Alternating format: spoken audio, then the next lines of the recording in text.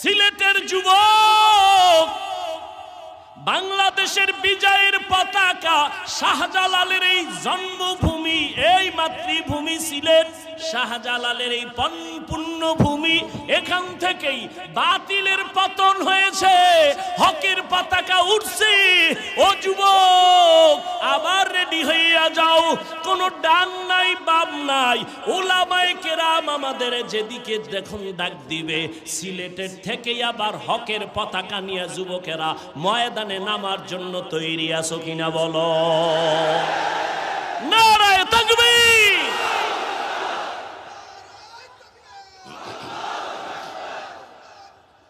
ও আমার কলিজার যুবক, আবু বকর সিদ্দিক বললেন, ও বিবি টাকা পাইছো কই?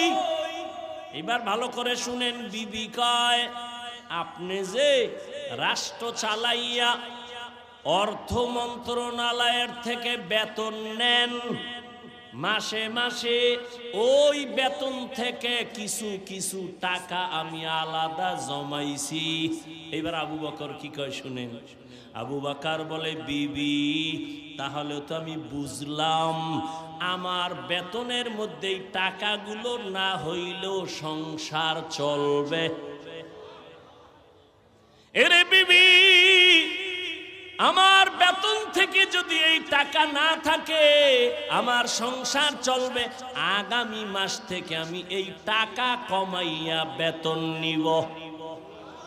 हर के दारत खौफे हक़दार दिल मदाम जन्नतुल मअवा दे हद उरा मकाम जुज़बा हक़ची ज़े मखाअज इंसो जा फज़ले उआ मस्ते दर जुमला जहा।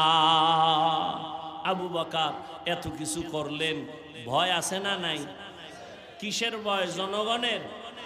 আল্লাহর আদালতে দাঁড়াইয়া হিসাব দেওয়ার ভয়।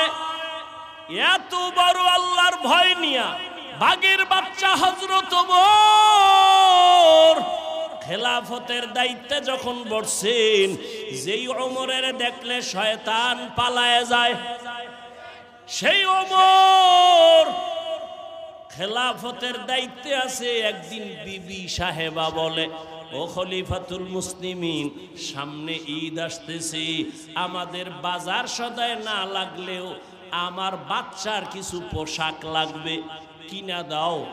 ওমর কয়, পোশাক কেনার টাকা নাই। কি নাই? পোশাক কেনার টাকা নাই। বিবি পরামর্শ দেয়, তাহলে একটা কাম করেন। কি?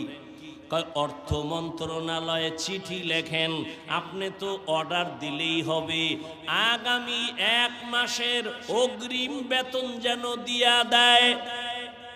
বুঝেন বুঝেন কি? আগামী 1 মাসের অগ্রিম বেতনটা যেন দেয়।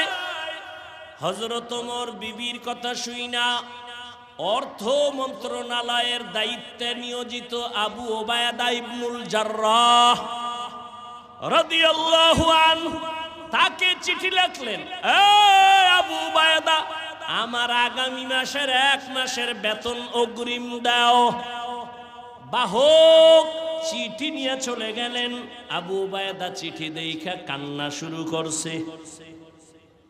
আবু ওবায়দা কান্না করে কইরা তিনি একটা চিঠি লিখলেন উল্টা, খলিফাতুল মুসলিমিন আমার চিঠির জবাব দেন। বাহক ওই চিঠি নিয়ে ওমরের দরবারে আবার দাঁড়ায় গেল।